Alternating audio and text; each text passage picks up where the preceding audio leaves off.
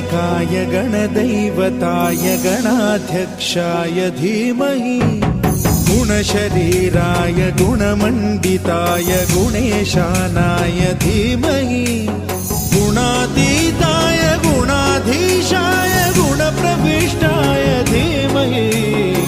एकदन्ताय वक्रतुण्डाय गौरीतनयाय धीमहि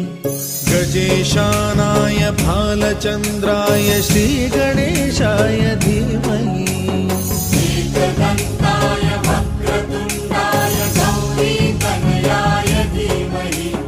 गजेशानाय भालचन्द्राय श्रीगणेशाय धीमहि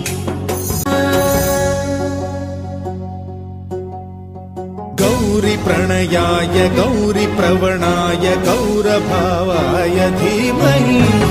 गोसहस्राय गोवर्धनाय गोपगोपाय धीमहि गुणातीताय गुणाधीशाय गुणप्रविष्टाय धीमहि एकदन्ताय वक्रतुण्डाय गौरीतनयाय धीमहि